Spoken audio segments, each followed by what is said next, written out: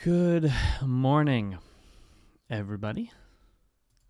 How are we doing today?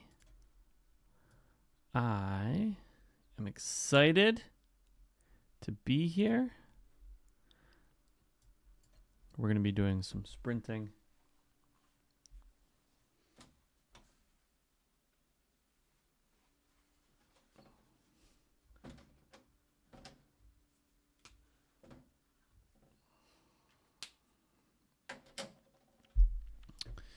Good morning, good morning, good morning.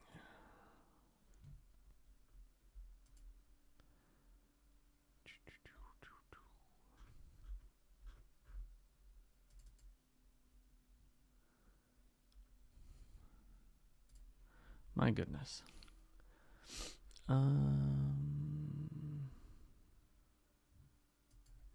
How's everybody doing today?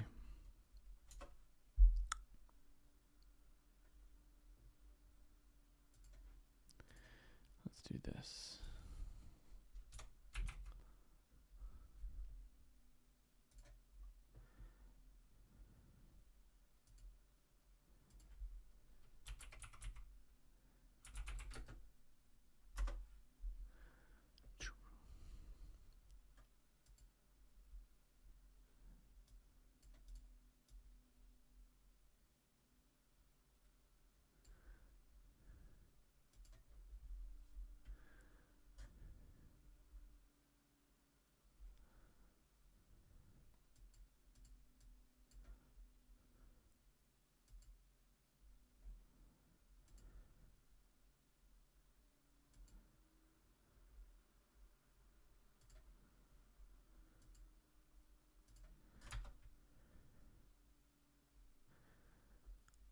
Let's see here.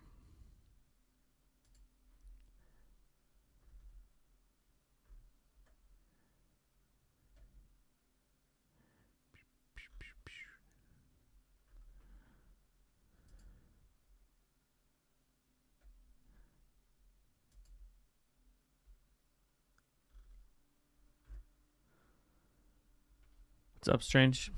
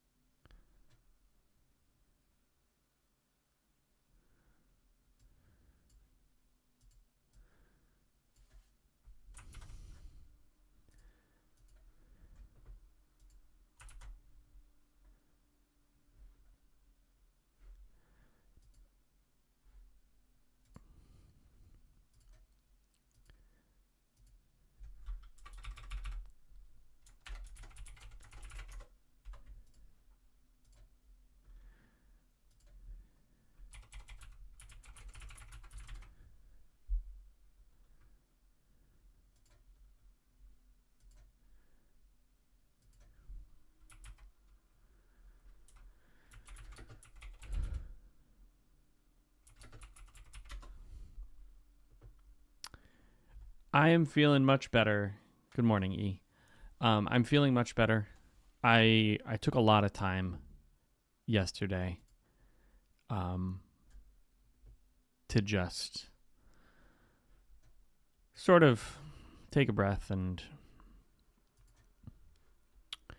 let myself be sad, you know. So let's see.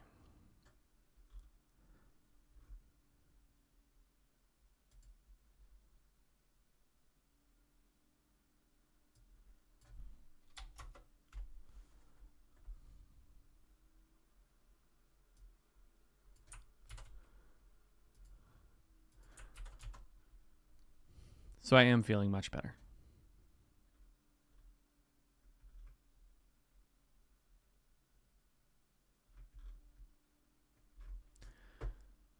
Yeah. So thank you.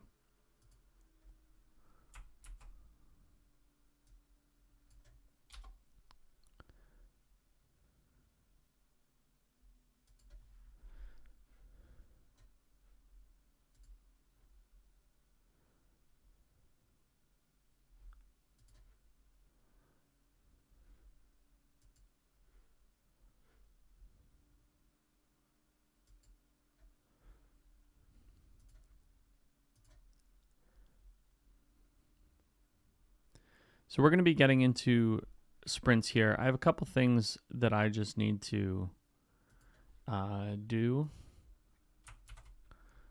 super quick.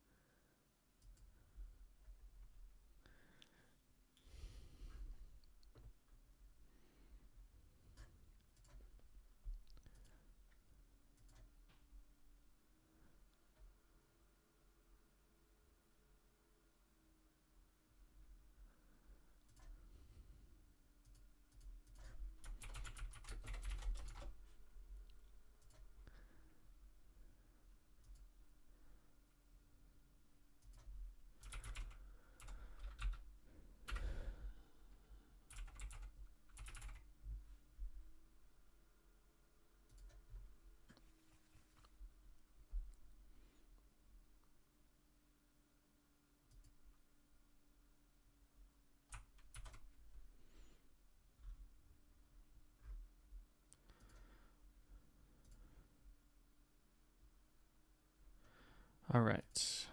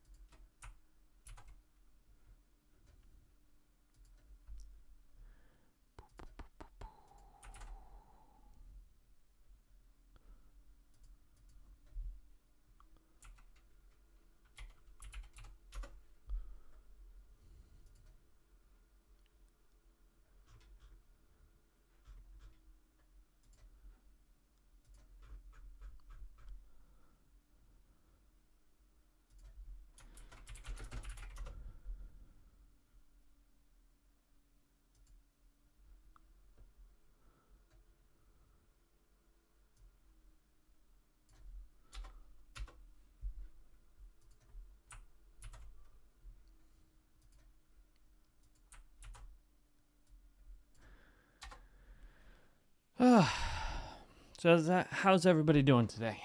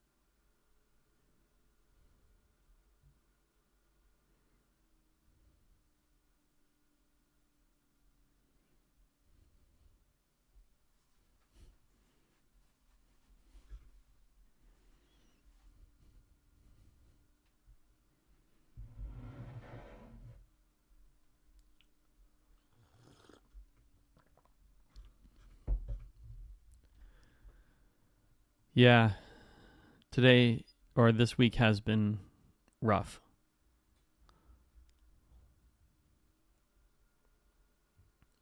It has been difficult.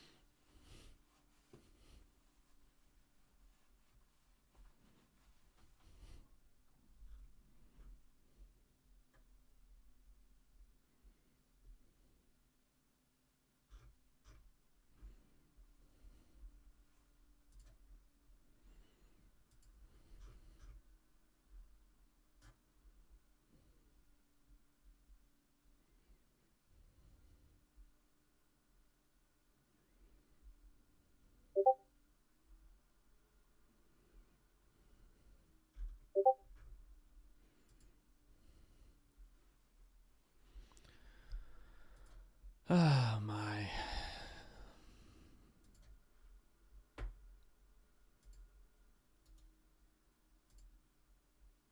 All right. So we're going to be getting into our writing in just a sec here.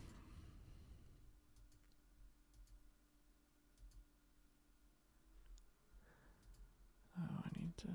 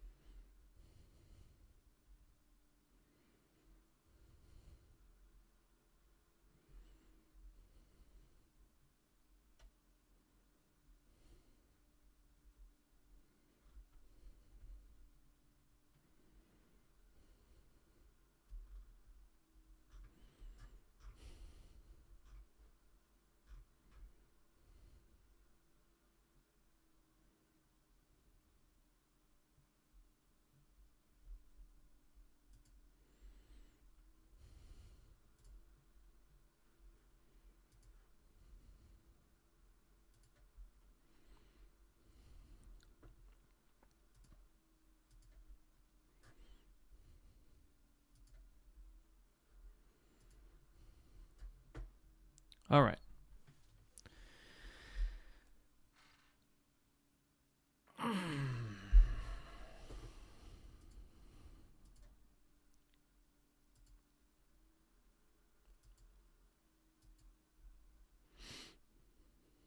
We're going to answer a couple of emails and then we'll get to it. I guess I never turned the music on, did I? And really, I should have just started a sprint.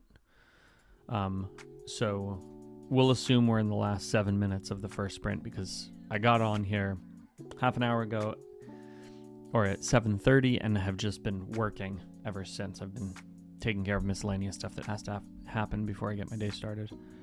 So...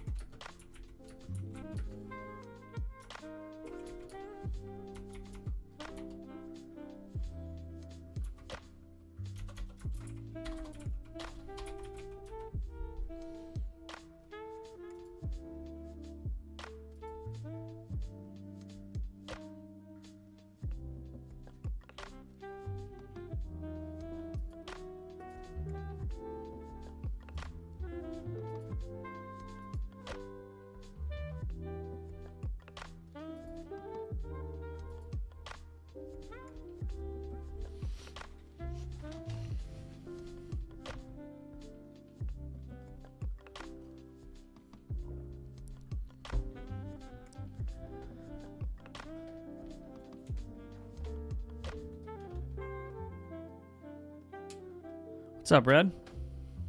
Welcome. All right, so that was sprint number 1. It was a work sprint to just clear out a couple of things, get some emails taken care of, get some other business taken care of. I had to apply for something.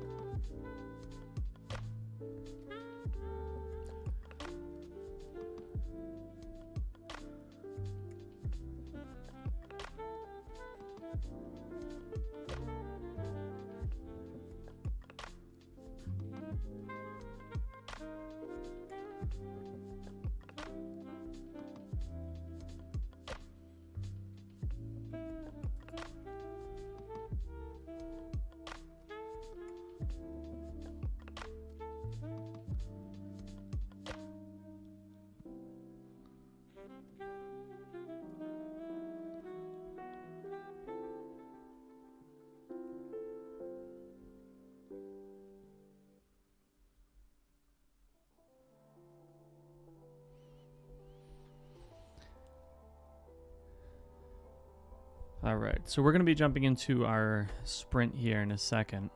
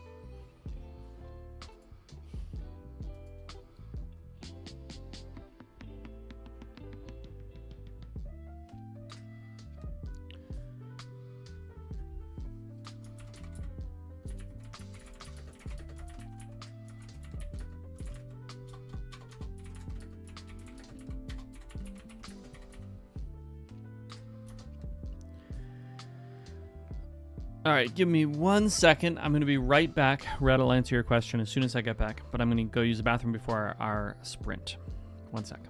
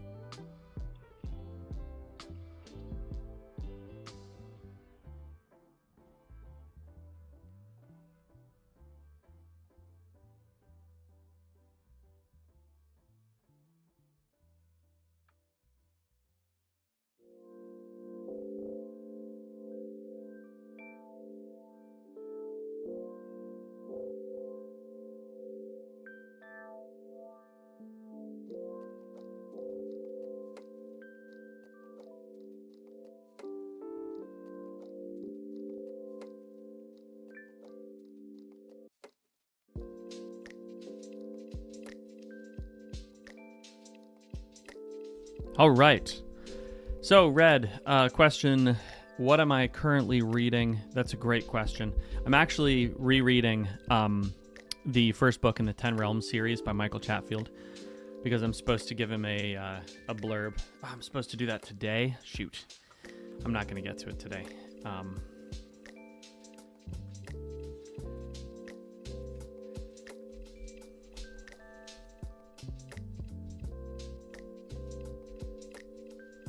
What's the date? 9/12/2025.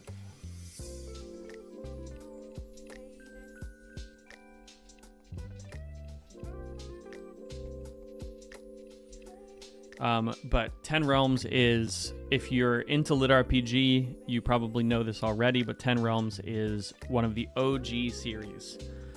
Chatfield was one of the big authors when I just started writing. So he was like first generation. I would consider myself tail end of first generation into second generation Lit RPG.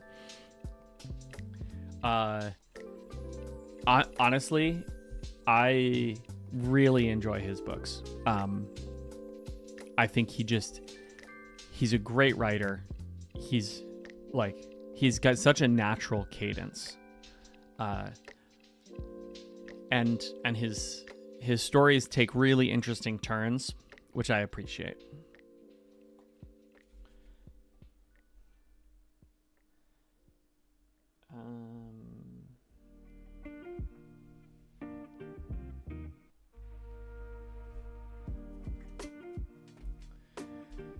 I need to do one more thing. Oh, shoot. We are going to do a sprint here, I promise.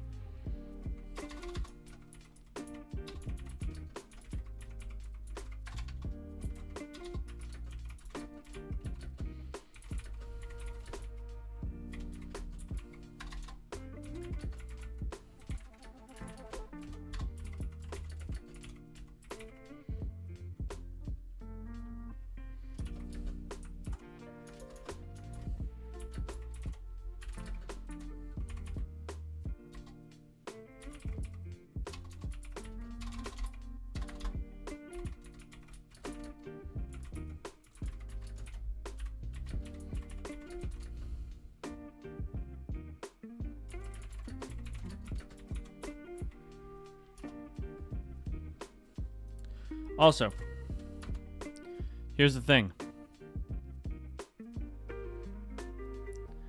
That link, if it ever loads for the people on Facebook, is going to take you to Shuffle Dungeons, which is a board game that my board game company made.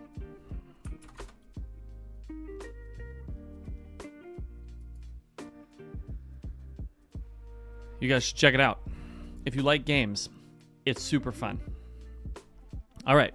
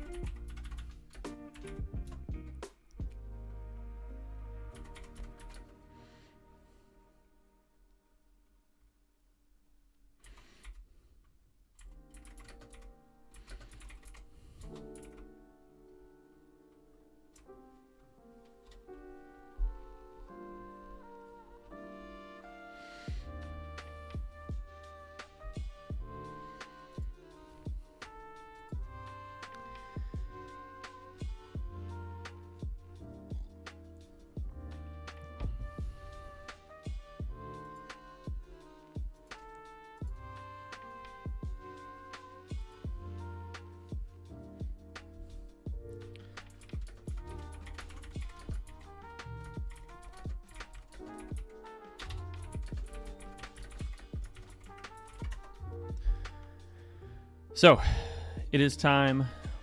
We're going to put 30 minutes on the clock. We're going to get ourselves going here. This is going to be our first writing sprint, but sprint number 2 for the day. Yeah, Battle Mage Farmer has a D&D module that everybody should buy and play because it is so fun. It is a really fun adventure. I really liked it. I got to run it for a couple of people, and that was an absolute blast.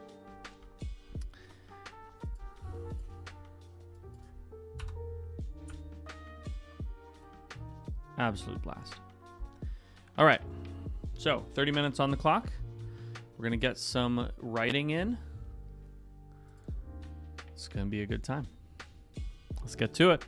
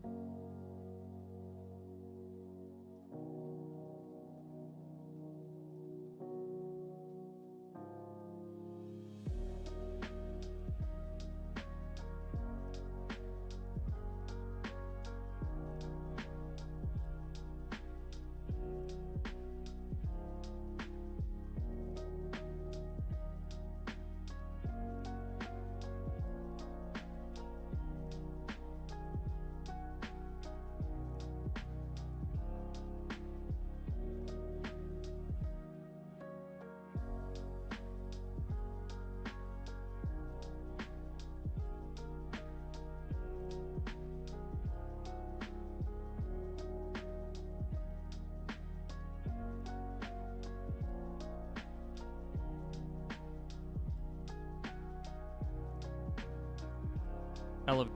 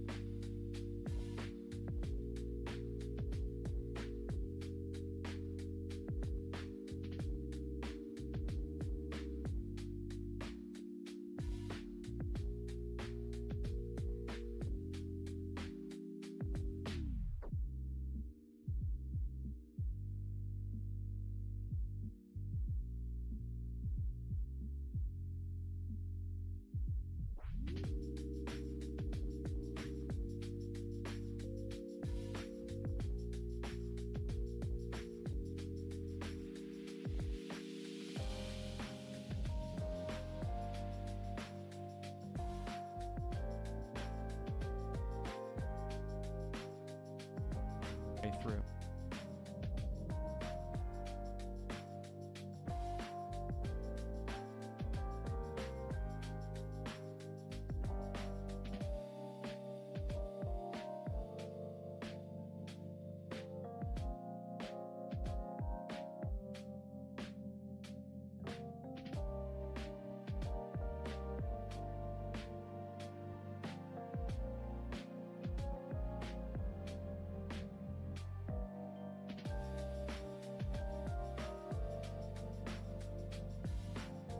Control.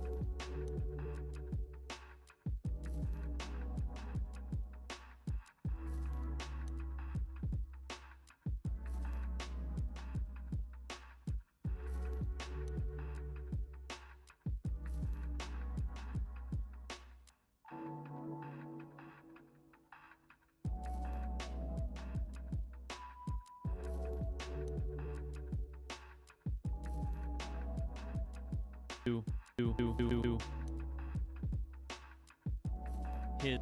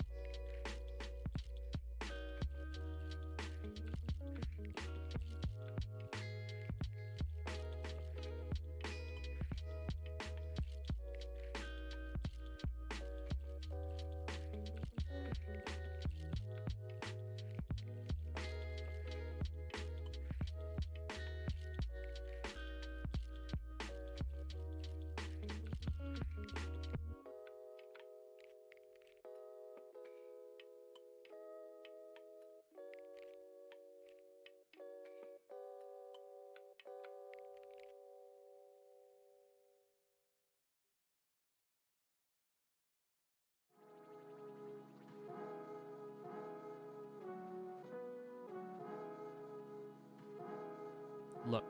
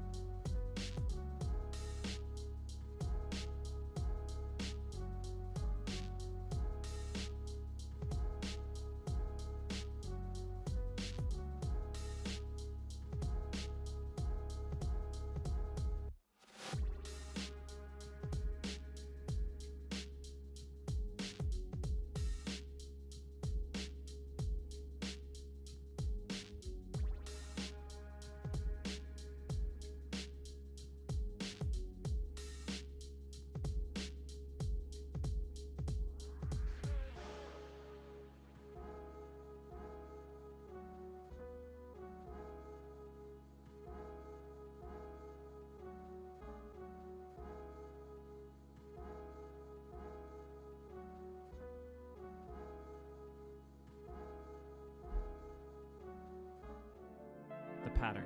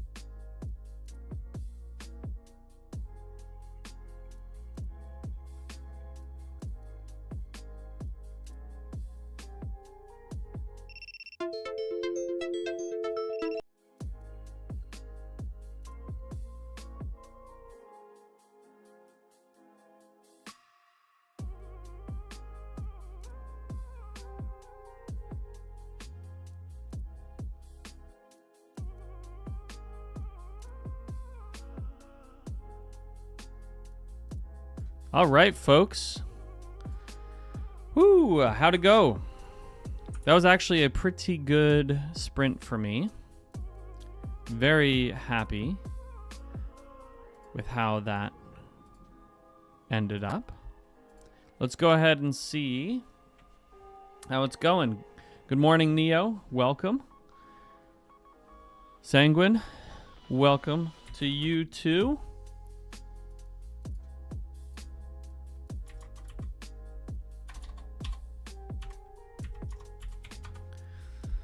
All right. Just about 1,600 words, which is great.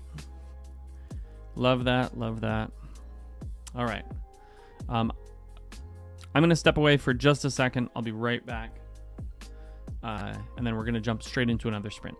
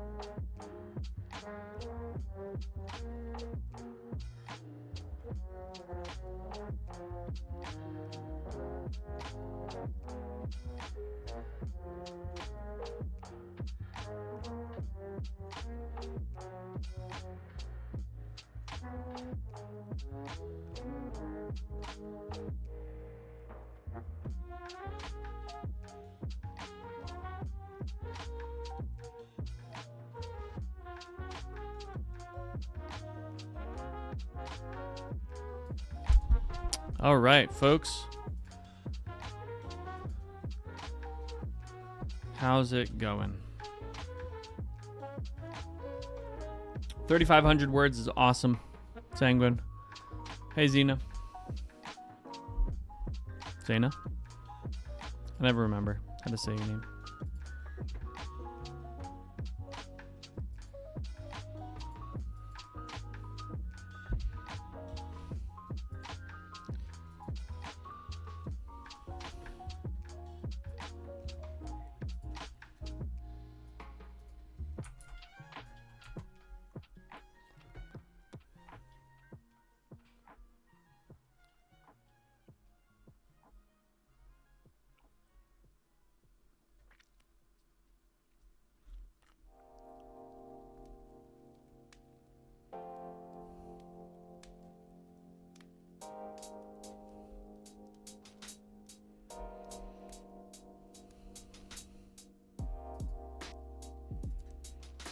All right.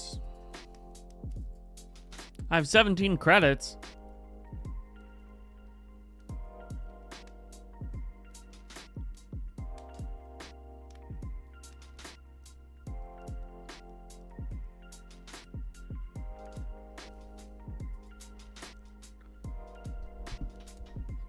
Oh my goodness.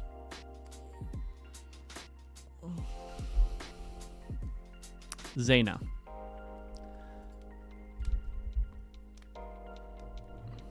I do want to worry about it. I want to say people's names properly. I think it's important to say people's names properly and to make an effort to say people's names properly. But thank you. I appreciate your grace as I butcher your name. Xavier, I can give you a breakdown of my dictation system. But you know what? I am going to do a video on it. Yes. I will do a video on my dictation system because I get questions about that all the time. So I will record a video today, and then it'll probably come out next week or something. That's okay. Thank you for the apology, but that's all right. People are allowed to leave mean comments.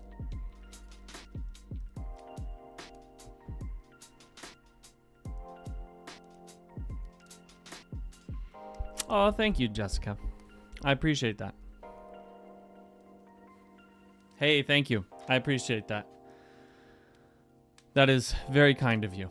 And I do genuinely appreciate the apology. All is forgiven. Jessica, I'm glad that you enjoyed Iron Tyrant 3. Man, I was very surprised. I was taken aback by how that story turned out. And I'm so excited to continue it. Like, it really took a turn that I wasn't anticipating, and that is sort of my favorite thing. Sanguine, I write one book at a time. And I write the book, and then I forget about everything else, and I go and I reread the next series that I'm going to be writing in, and I write that book. And then I forget about it, and I reread the series that I'm going to be writing in, and then I write that book. So that's what I do. I just move between series, and I pretend that I'm only doing one thing at a time. That's how I juggle multiple stories without burnout. But I will say that time between books is actually, I'm finding, super helpful. If I just try to write one series all the way through, I get burnout on it pretty quick. Then again, I also tend to write pretty aggressively, you know. So, morning, Rex. How's it going? Oh, for sure. I'm so happy to do it. I'm always excited to see more people getting into writing and putting out cool content. I'm trying to be more conscious also of using the word content because people don't like... I've run into some people who don't like that word in relation to this like deeply personal thing. Yeah, Sanguine, I wouldn't be able to write a chapter of each story every day. Like that, there's no way I'd be able to do that. All right, so we're gonna jump into another sprint here. I'm excited for it. We have 30 minutes on the clock. We're gonna keep this going. This is going to be sprint number 3. Let's get to it.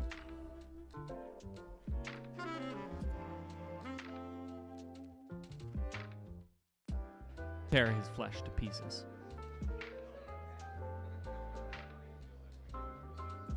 Jessica, we do 30 minutes for the writing sprint. And really they're just sprints, so you can do anything you want in that time.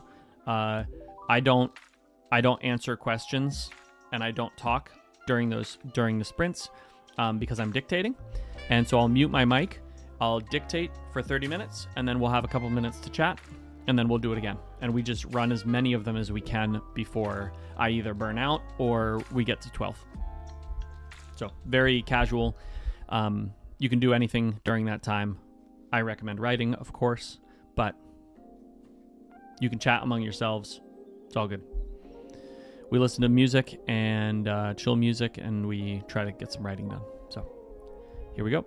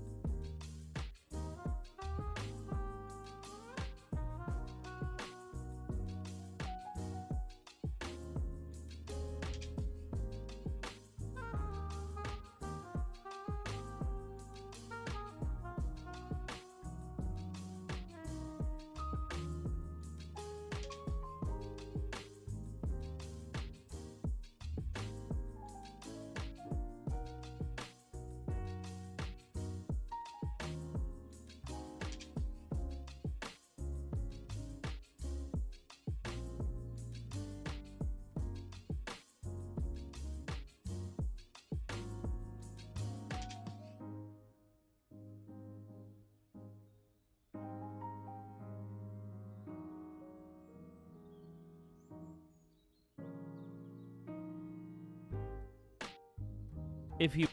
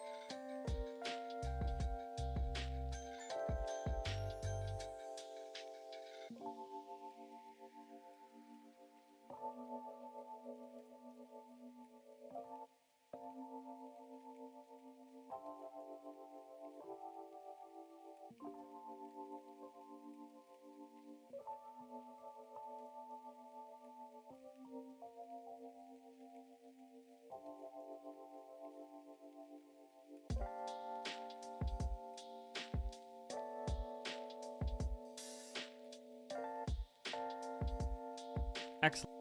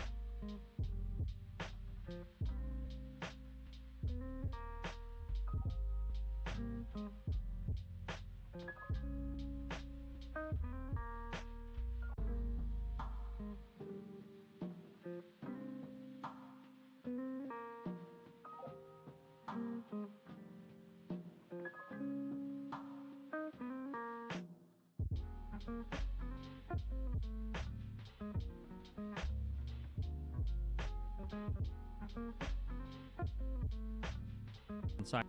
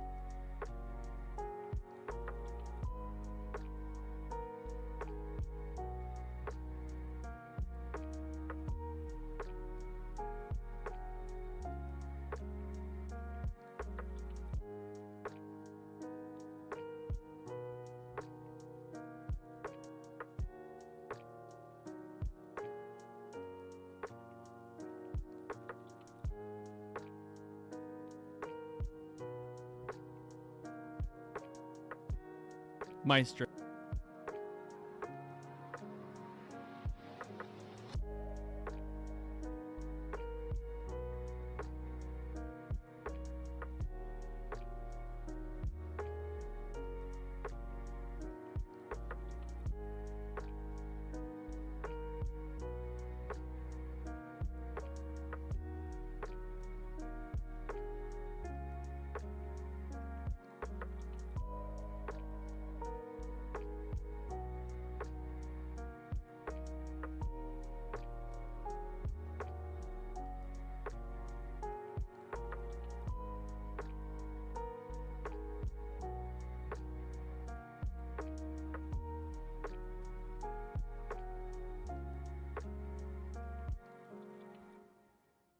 Able to.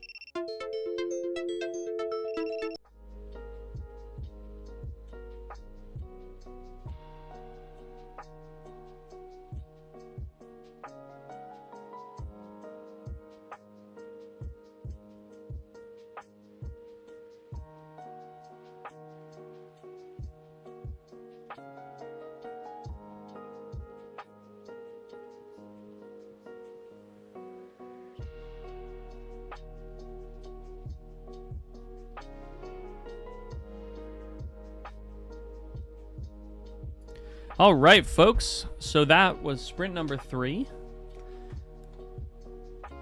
Pretty good.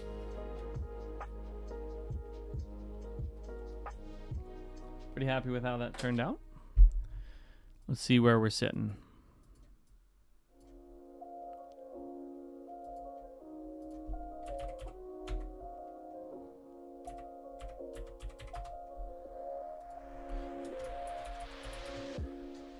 A little bit slower on this sprint, just short of 3,000 words.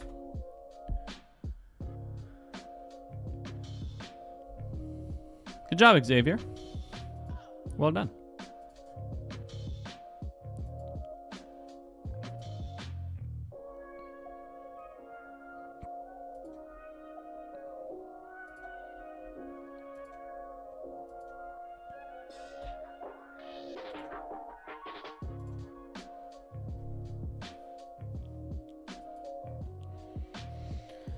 Oh my.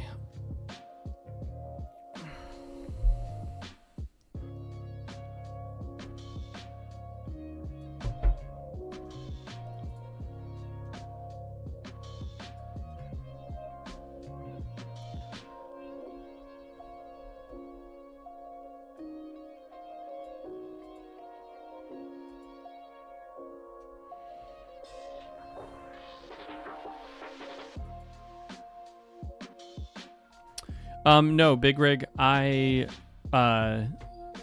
only started dictating about 2 years ago. So the first 3 years of writing that I did, was all typing. Oh, thanks. Yeah.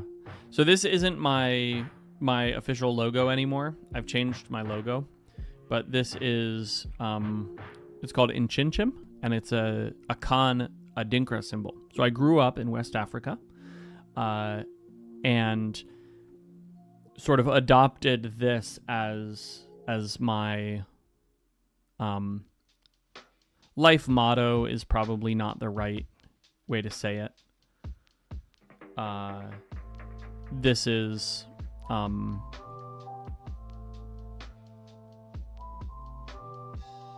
yeah, it means twistings, and it's a symbol of flexibility and dynamism.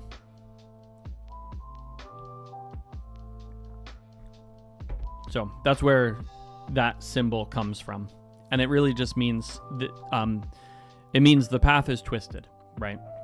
But we continue going. We continue moving forward. There are many paths. And so the name of my publishing company is Nova Via, which means new path in Latin. And so that's very much that's sort of how I have thought about my life in a lot of ways.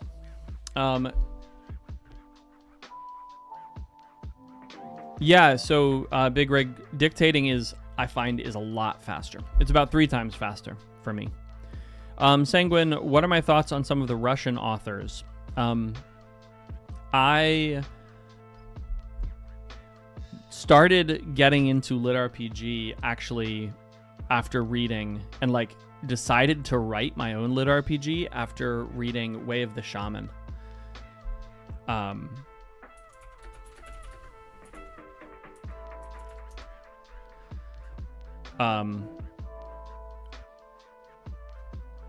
That was a translated book, so I think it's Magic Dome is the major Russian translator, and I read those books, and I never actually finished the series. I think I made it to book 5. And I got so into writing lit RPG that I never finished it. I do intend to go back and finish it at some point to reread the whole thing. But I remember reading the first 3 or 4 and being like, man, this is cool, and I want to write something. And then I had been reading on Royal Road as well, and reading a bunch of other stories, Legendary Moonlight Sculptor and stuff like that. And then I ended up getting into lit RPG and writing the Titan series, Nova Terra Titan. Yeah, I've never read anything else that he's written, but I did. Way of the Shaman was it opened up a whole new world for me, which is really cool.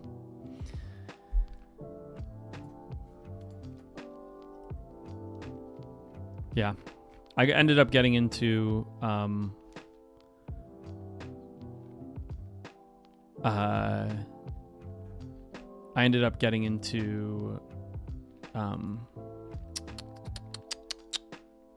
lit RPG pretty early.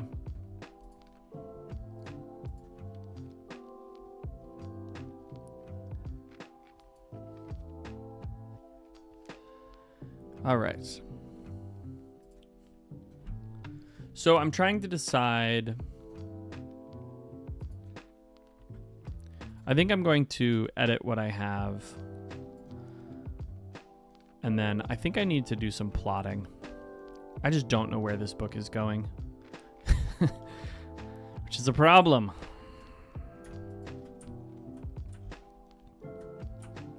So what I'm going to do here is...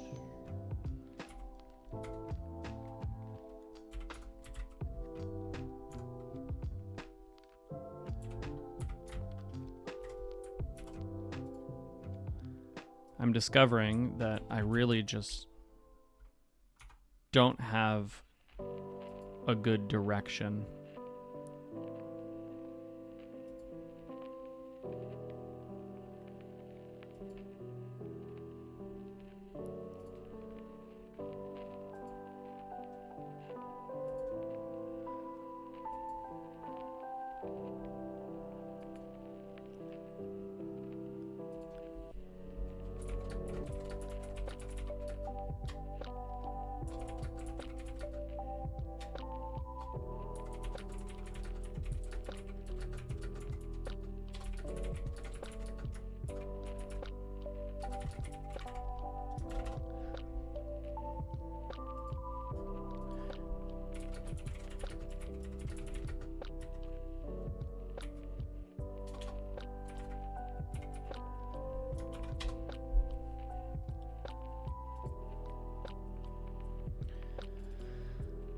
All right.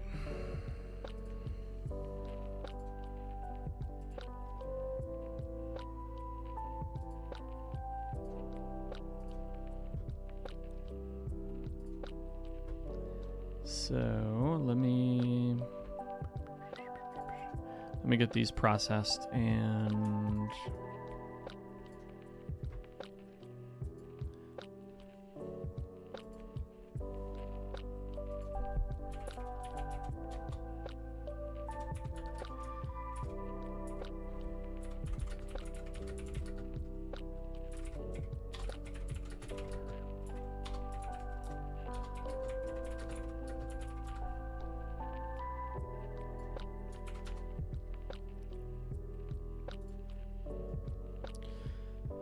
I am, Jessica, working on book 6 of the Exlian Syndrome series. Yep, I use Audacity, and then I use something called bookscribe.ai, which is, this is what it is. It's a website, and I've just uploaded these 2 files. You can see ES6, 9, 12, 1, and 2. Those are my files that I just dictated. And so I record on Audacity, and then I upload them here. And these give me the transcription. And what's nice is that I don't have to dictate any of my punctuation. It just adds it in automatically for me.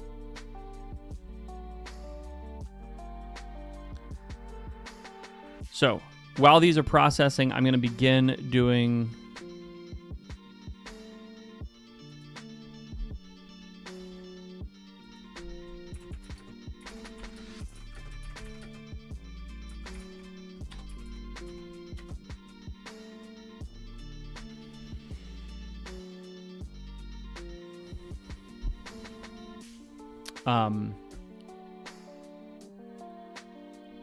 I know that I dictate about 152 words a minute, so it's not exact, but it's very close. Oh, thank you, Jessica. I really appreciate that. I'm super excited for the rest of this series to come out because it's so good. Xavier, this is my thing. I built Bookscribe. This is my process that I just put on a website so that other people could use it as well, because I got inundated with requests for people being like, hey, can you set me up the Google Drive folder so that I can do this? So this is just a process that I had made, and I took somebody else's process, I refined it, and I improved it, and then we built this so that other people can use it as well. So I'm going to go ahead while this is processing. It'll take a couple of minutes. I'm going to go ahead and start the next sprint. We're going to get into some plotting here to figure out where this is going. But let's go ahead and get into sprint number 4. Let's get to it.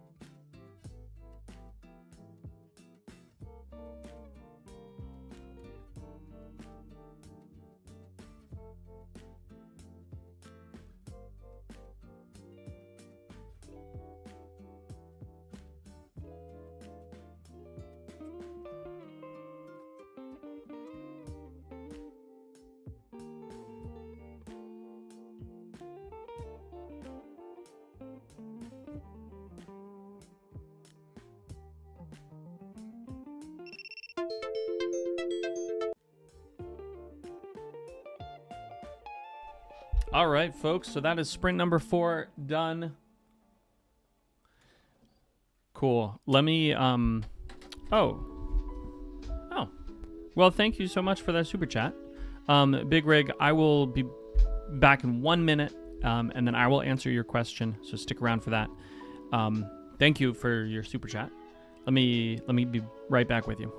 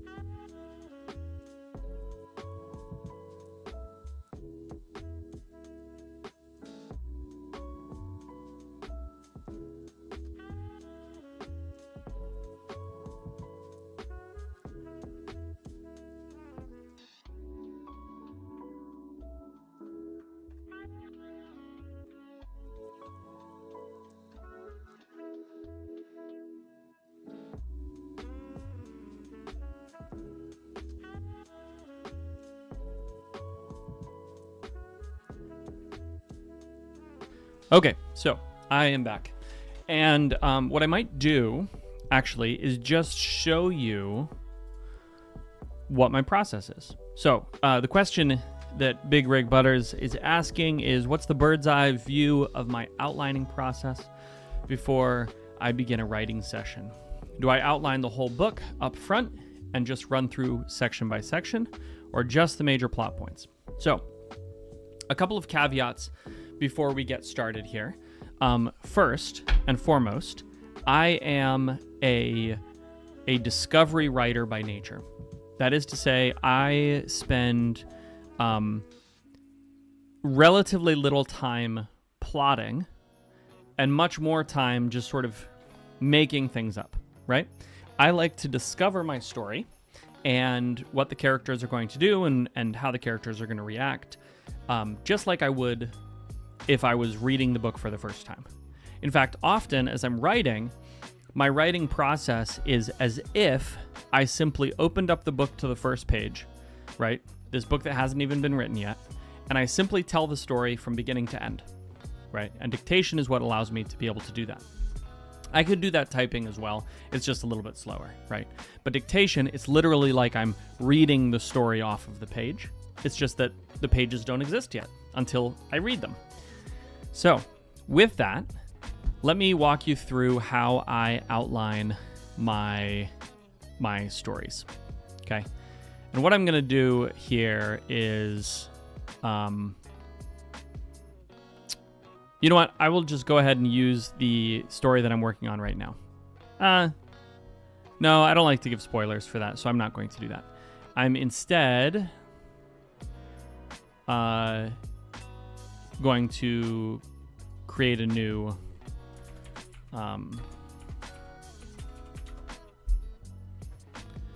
right, I'll create a new one and we'll do this. So here we go. I use something called Plotter for my plotting, right? To try and make sure that I have something to look at. My goal, though, is to just identify the main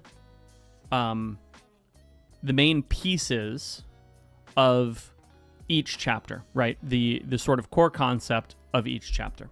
So let's pretend that I am going to create a story, and actually I have to do this for an event that's coming up. I'm going to do the first 10 chapters in a fun story, okay? What should this story be about? Let me know in chat what you guys want this story to be about. And then we'll put in our beats.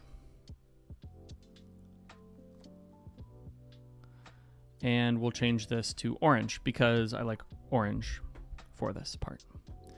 So give me some ideas. Should this be sci-fi? Should this be fantasy? Should this... What should it be about? And I'll walk you through my whole process. The knights who say knee. So you know what's kind of funny? My son, who is 5 years old, is autistic, and he is nonverbal, which means that he can't form words and stuff like that. And he can say no, sort of. And when he doesn't like something, he'll say sort of like knee. And he'll just make that sound because he's trying to say the N, right? Because he hears us say, no. And so he'll make that sound. And it just always cracks me up because he's excuse me. He reminds me of the Knights Who Say Knee. Anyway. Okay, so we've got a couple of ideas here. A system apocalypse, the Knights Who Say Knee, an old soldier who comes across a cat, a battle cat, a magical library that gives skills. I was actually thinking for Halloween of dressing him up as a shrubbery. But that would be an inside joke that nobody would get except for me. And anyway, it would be hilarious.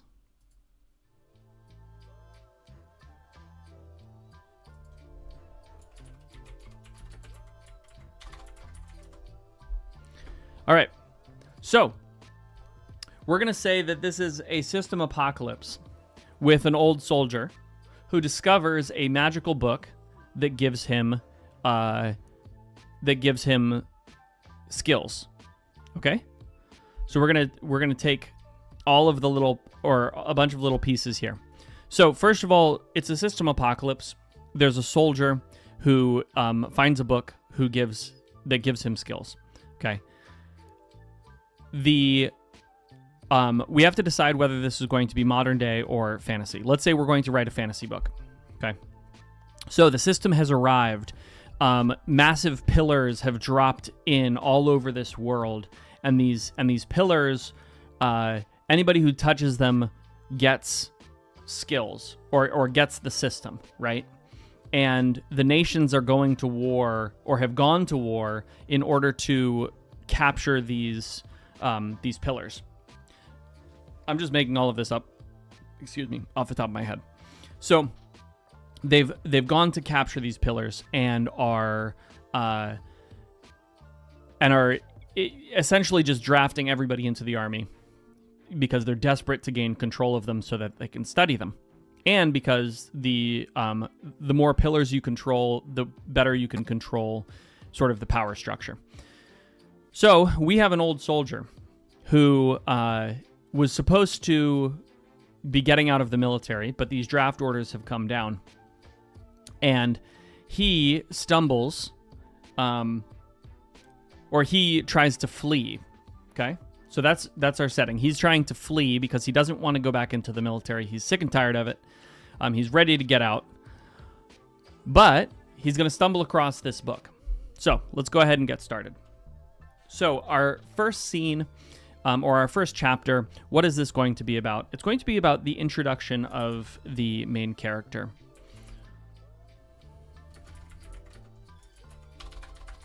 So we're going to intro the MC. Hopefully you guys can see this on my screen, but we're going to intro the MC and really quick establish the backstory. What's going to happen next? Next, he's going to run into the problem, which is the draft. After that, he's got to make the decision.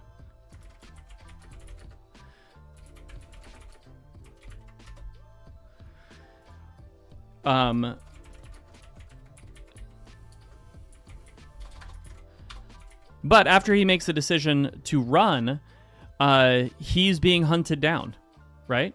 And he's being hunted down because he's really good at his job and they need him. So whoever's giving him the draft is going to try to hunt him down.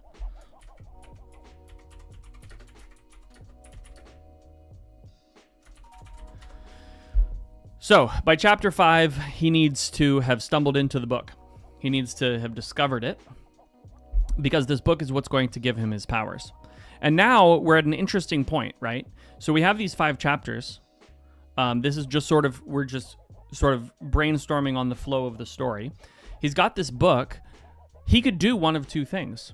He could either continue to run, or recognizing that the book is going to give him an advantage, he could go back and pretend he never ran in the first place, right? And join the military. Or he could be captured anyways and be pulled back into the military, right? All of these are viable paths that we can take. It doesn't matter which one we take. Just, it only matters in the sense that, like, it'll change the kind of character he is and the kind of story we're telling. So he stumbled into the book. Let's pretend that he doesn't yet know how this book is going to gain him an advantage, and he is captured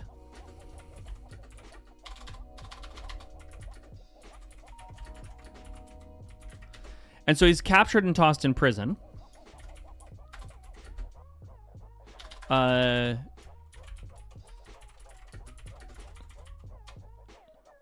So he needs to discover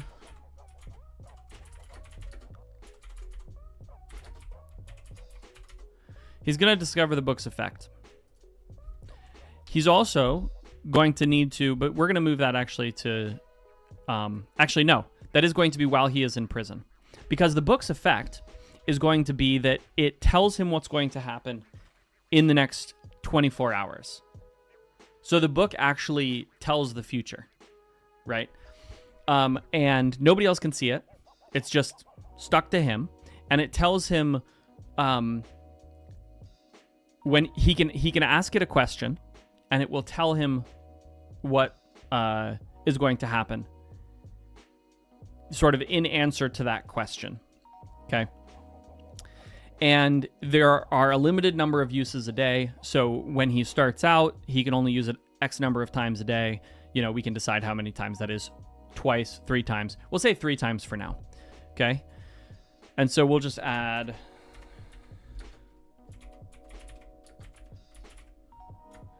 So he essentially gets future sight 3 times a day. Cool. So what happens next?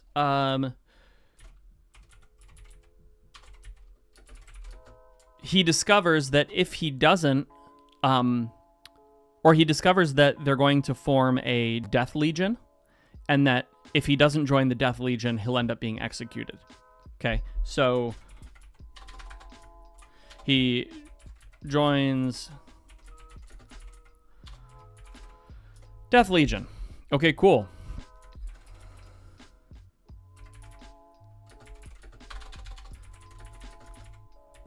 So we'll toss one more chapter in here. So chapter 10, he's after training with the Legion.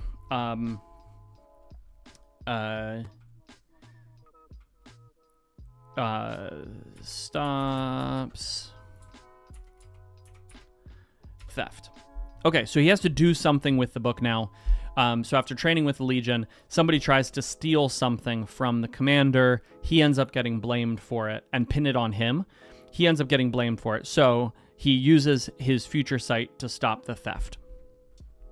Right? And then if we were to continue going here, we would then add in things like, okay, how does the book grow and evolve? He's got to discover how that happens, right? What's the major plot of this?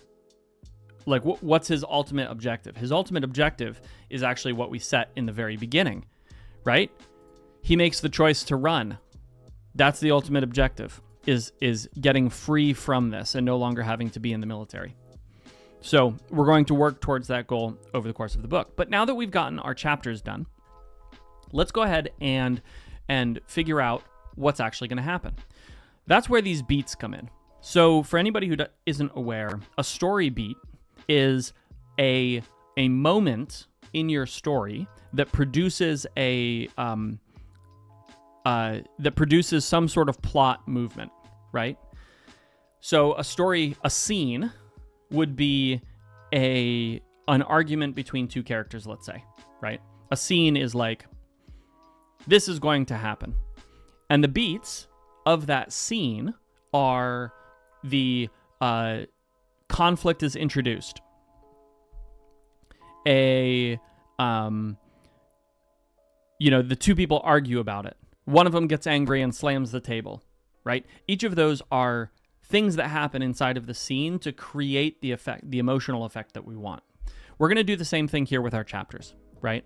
So you could call these individually scenes, but they're a little bit too small to be scenes, and so that's why I use the term beats. So let's talk about beats.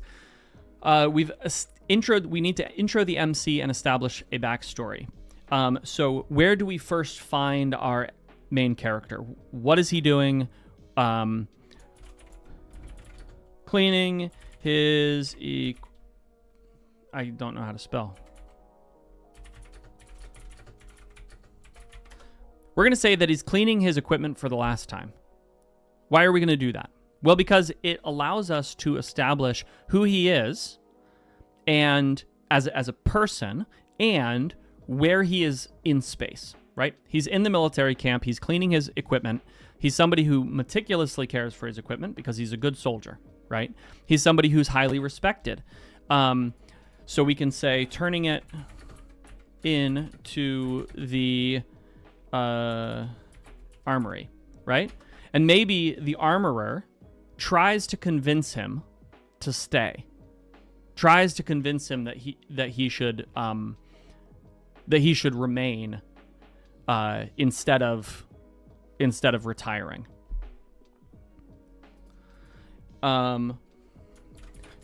Gets his discharge papers and talks about small inn. So maybe he wants to retire and be an innkeeper, right? Maybe his grandfather owned an inn and eventually it was sold. He's now saved up enough money to go and buy it again. And so he wants to go home to his hometown and he wants to buy it, right? Which then, if we're going to use that, right, we talk about the small inn here, we can actually use that later in the story and have him get to that town and discover that the war has come through, ravaged the town, the inn has been destroyed, everything he's been working so hard for is just gone, right? And then that introduces, again, a crux point where he has to decide, do I continue in trying to rebuild everything, or do I just give up, right? And it provides the opportunity for that heroic action. But we set that up here, right? We establish it here. So he gets his discharge papers. He, talks about the small inn. What else is he going to do, though? Here's intro his... Actually, we're going to do that in the next chapter. So he hears a commotion by the camp gate. Okay? So he hears a commotion by the camp gate. What does that do? That links us into our next chapter. That brings us into the next thing, the draft. Strange soldiers introducing the draft. Introduce. So maybe there's another person in the camp who he's been in conflict with and he's been competing with, right? And maybe he's gotten promotions instead of them, or maybe they've been cheating somehow, or maybe he's retiring because he didn't get the promotion that he really deserved. and they like stole it from him. And this is a great time to introduce that character to set the stage for, you know, antagonistic action going forward. And maybe this person that he's antagonistic with is also on the side of these soldiers who are introducing the draft, right? They've come to camp, they're taking over, and this, the bad guy essentially is, and this is probably a petty villain, not the main villain, but a petty villain, just somebody that we can give him conflict with, is trying to integrate himself with these other people, right?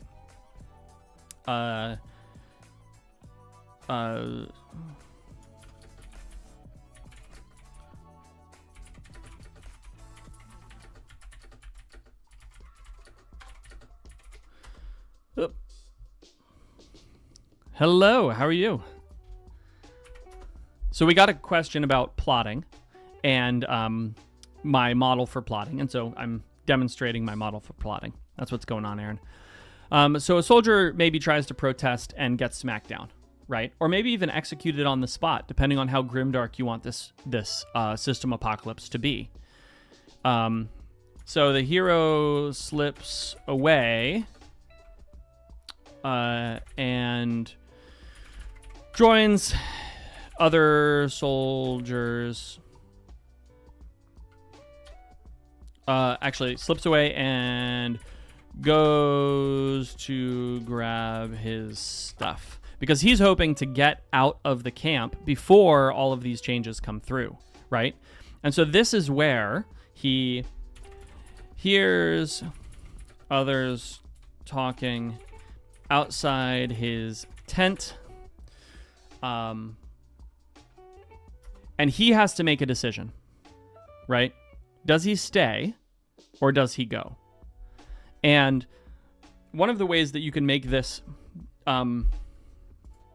this more impactful is that when he hears others talking outside his tent, they're talking about how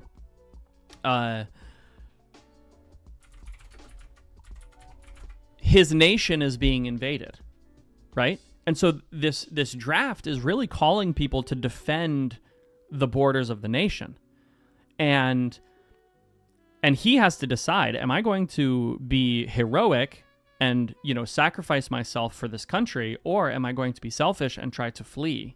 And ultimately he's going to choose to be selfish, right? He's going to make the self-centered, whether it's the right decision or the wrong decision, he's going to make the self-centered decision initially, because that's always very important when you're establishing a character, is that they cannot be completely altruistic, right? They have to have some self-centeredness, because that's one of the things that we're going to peel away from this character as the story progresses. So he is a great soldier. He's very good at what he does, but he is also ultimately self-centered. So he decides to run and slips out the back of the tent. All right, so we can have him escaping the camp using his skills. This is a great opportunity to show how skilled of a soldier he is, right? Maybe he's really good at scouting. Maybe he's really stealthy. Maybe he's just, I don't know. However you want to do it. Again, there are a million ways to do this. You can have him escape the camp. But I hope you can see how this is going, right? This is how, and I'm not going to fill out this whole thing, but I hope you can see what we're doing here. I'm not writing any of the details about anything that's happening. I'm simply writing myself a structure. Because then, when I'm actually going to dictate, I can come over here to this first one, right? He's cleaning his equipment for the last time. And I can set that scene. And then as soon as I'm done with that beat, that story beat, I can immediately move him to the next thing, which is turning his armor into the armory, right? And I can talk there, and I can establish those conversations, right? Establish other characters. And if I'm ever in the middle of a scene and I just start to lose track of where I need to go, all I have to do is come back to this outline and look for the next thing, right? What happens after he turns his stuff into the armory? He doesn't just keep standing there. No, he goes to get his discharge papers, right? It gives me a natural progression for what happens. And sometimes, as I'm doing this, I won't necessarily know what else to put in here, right? So let's look at chapter 3. He makes the choice to run. He hears others talking about outside his tent about the invasion. He decides to do the self-centered thing and run. And so he slips out the back of the tent. He's got to escape the camp. And maybe I don't know what comes next. Well, that's where, I can just discover what comes next, or I can just continue moving into the next chapter, right? I tend to write chapters that are very, very uniform in length, but you don't necessarily have to. So it might be that this is all that happens in chapter 3, right? He escapes the camp. And it might be that as I'm writing his escape of the camp, it becomes a big thing, right? Maybe I want to actually spend more time on it. That's fine. I just add another chapter here.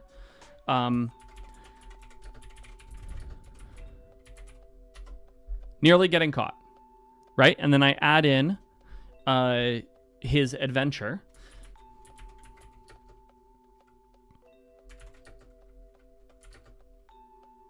He hides in a cart, and the cart is searched. Spotted, and then running for the woods, right? And so I can just add that in on the fly, and then again, I have a clear sense of where I need to go and what I need to do. Big Rig, I write 2,500 word chapters, and almost every one of my chapters is 2,500 words. And there's a very unscientific reason for that. I trained myself to write using web serials, and web serials tend to be between 2,000 and 3,000 words per chapter, and they tend to be very uniform. And so when I was writing web serials, I ended up picking 2,500 words. And so over time, my brain has just come to understand story flow in 2,500 word chunks. Okay. I think that I have many, many, many writer friends who write chapters in all sorts of different,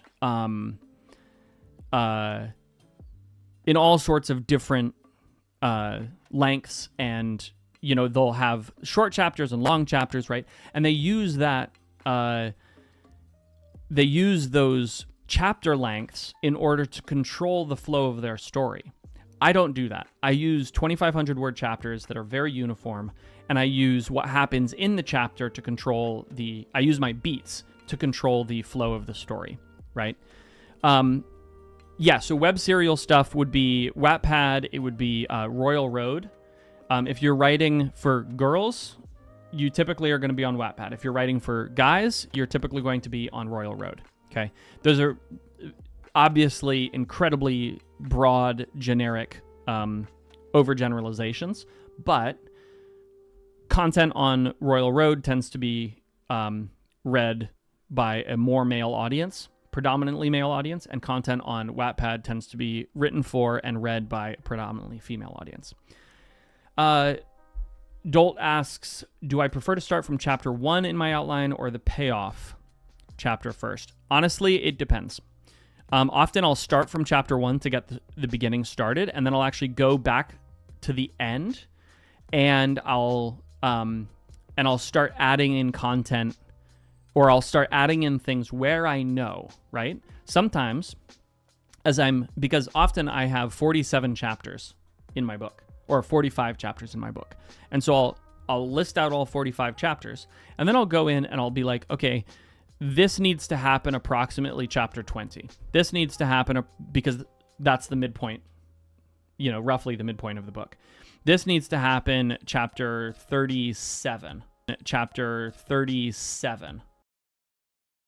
The climax of the book. But I know they're anchor points, right? I know when in the story, because again, I know how many chapters I'm going to write ahead of time, because I know how long I want the book to be, because I know what reading experience I want.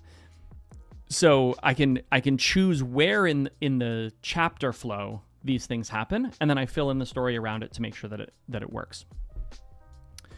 No, I do sometimes have more than one chapter or more than one scene per chapter, and but I typically am trying to keep it to one scene per chapter, right? Roughly 2,500 words, one scene, or maybe two scenes with a small transition, right? But this is also not, this is a web serialized methodology, as opposed to the traditional methodology, which is going to ask you to, it's going to ask you to do this very differently. But I think that both are fine, both work. This produces an easier to read, more flowy story. It produces a more natural feel because everything just sort of bleeds into the next thing. Which is a bit different than a lot of the traditional models for plotting. Okay. So I hope that was helpful to you, and I hope that answered your question. If you have other questions, feel free to ask. Again, thank you for the super chat. That was very kind of you. You don't have to do that. You can just ask questions too. But that is essentially how I plot stuff, and that's also how I come up with my stories. No. This is a new story that I just invented off the top of my head, off of some suggestions to chat. I really like Plotter, but I also I don't know if I have one here. Oh, I do. I also do this with just paper, right? Where I don't know if you can see, but I have numbers written down the side here, and I will I'll just write out my chapter headings for what happens in the chapter, and then I will go through and I'll expand it. And I don't have one of those pages here, but I'll essentially just rewrite each chapter heading with 3 to 5 points underneath it. Oh, that's another thing. I typically am trying to keep between 4 and 6 normally. Sometimes fewer than that, but between 4 and 6 beats per chapter is what I'm doing. And again, I think that it's important to understand that your beats are like micro scenes. They're scenes within a scene. So you could also do this with scenes and be like, I'm going to have 1 or 2 scenes per chapter, and then what are the beats under those scenes? So you can break it down even further. And I know a lot of people who do more dedicated plotting will do that. You can also, if you want to go even further than that, if you need more plotting, you can also write in details. You can also write in character motivations. You can also, there's all sorts of stuff you can do. In fact, one of the other things I do sometimes, not often, but sometimes, is I will establish a line in Plotter for power system, the power growth. And then I will just add moments throughout the story in different chapters where I'm going to be inserting power ups and what skills I'm going to be giving them and all of that kind of stuff. So that is pretty much how I plot. Yeah. And again, I hope it was helpful to you all. I am happy to share.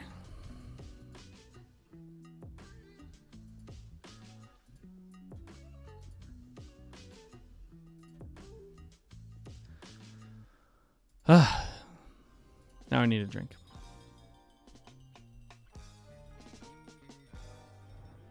It's all in my head. I don't have word lists.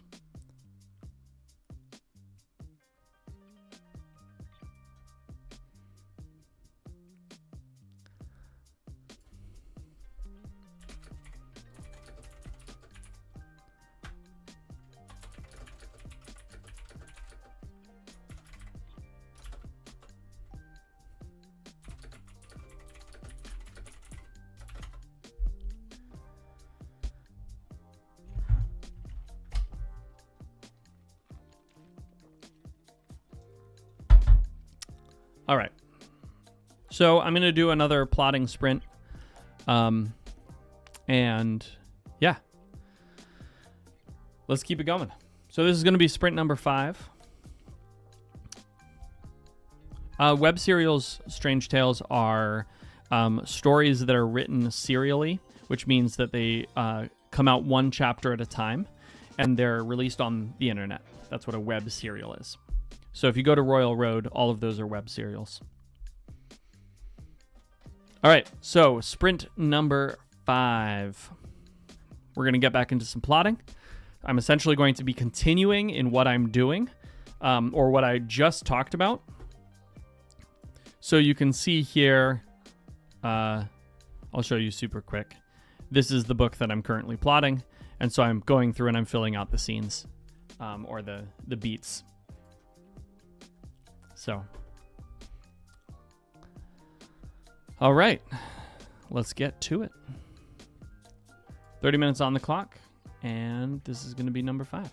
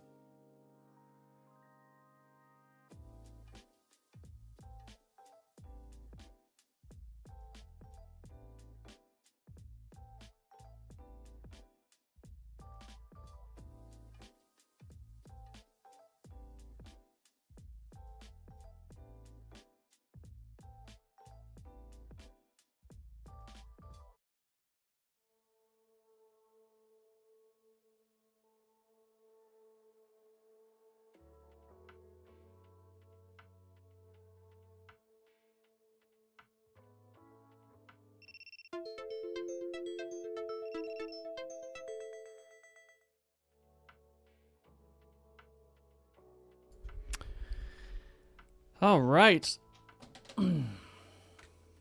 So that was sprint number 5. I am cruising. I'm not actually, I'm not doing writing stuff. I'm doing a bunch of other stuff that needs to happen now. So I'm just going to keep doing that. But we're going to jump into our next sprint. We had a good question here. What's up, Anthony? Strange asks, I have an odd question. What percentage of your chapters are dialogue versus non-dialogue? And do I aim for a certain balance? I don't pay attention to it. I really try to write as the story flows. And I do occasionally, as I'm reading through something, realize, oh man, I've had like 3 or 4 chapters with no character interaction, and that's not okay. I need to add some character interaction. Or I've had 3 or 4 chapters of just them talking. That's just not interesting. Let me go back in and put in a chapter with some other stuff, right? But I only actually pay attention to it when it stretches beyond a single chapter. I think a chapter of just dialogue is fine if it fits the story. And a chapter of just action is totally fine if it fits the story. 2 chapters of action, totally fine. Or even exposition, properly done, totally fine. It just depends on what fits the flow of the story, right? But I will say that if you ever have really long periods of dialogue, you can break them up via action in the actual scene, right? Because a lot of dialogue, like a lot of conversation, is physical, right? We communicate physically a lot. So by positioning your characters or having them move or having them do stuff, right? Pick up a pot, here I am talking to you, and then I pick up my mug and I look into the distance and I take a sip of my coffee, right? And that actually breaks up my dialogue. It breaks up what's happening, but it also communicates something about me. I'm thinking about something, right? I'm taking a moment to reflect. And so it's very, it feels natural because that's what people do in the real world.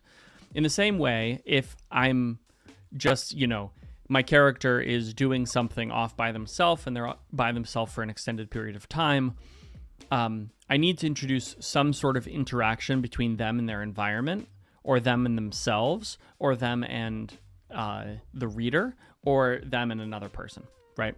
I can't just have it be dry action for chapters and chapters and chapters and chapters.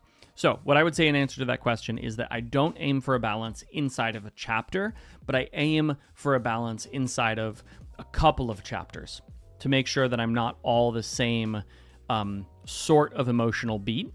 So it's not always fixed high or fixed low or just flat in the middle, right? I'm trying to move up and down in terms of the kinds of emotions that I'm representing in the chapters.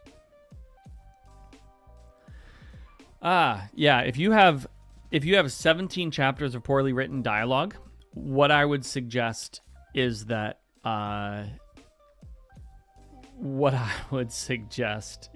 you add some action to that.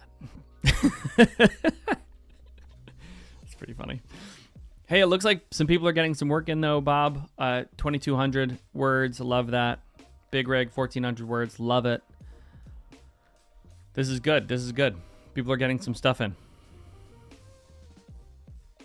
Diacron, welcome. Love it. All right. So we're going to jump into our next sprint right away here. Let's get to it. All right. Sprint number 6 coming right up. And this is going to be our last sprint for the day, but we'll chat a little bit afterwards. So let's get to it.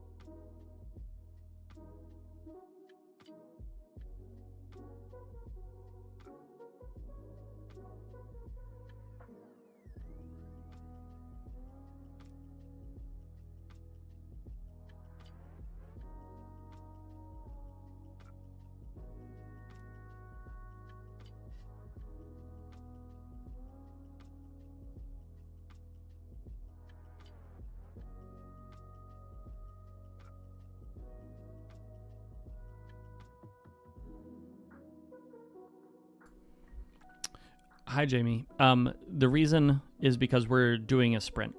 And so I don't type, I dictate when I'm writing. And so you're going to get... so I mute my mic so that you guys don't hear me dictating. Right now we're just doing a regular sprint. So it's 30 minutes of focused work. And thank you.